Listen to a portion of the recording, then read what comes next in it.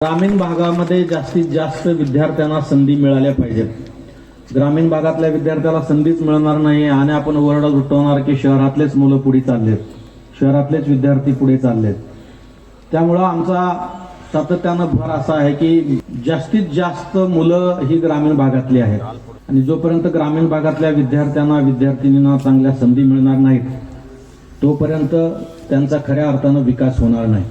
आणि ह्या विज्ञान प्रदर्शनीसाठी विकसित भारत ही जी संकल्पना आपण घेतली ती अत्यंत महत्त्वाची आहे, कारण उद्या 2026 सुरू होणार आहे आणि असेच काही वर्ष जाता जाता 2047 येतील तेव्हा आपल्या देशाला 100 वर्ष स्वातंत्र्याला होतील आणि केंद्र शासन आणि राज्य शासन स्तरावर इंडिया @2047 हा विकसित भारताचं स्वप्न हे सर्व क्षेत्रामध्ये पाहण्याचं काम सुरू झालंय। आणि जर ही मुलं त्या स्वप्नापासून दूर राहिली तर खऱ्या अर्थानं मग विकसित भारत होणार नाहीये।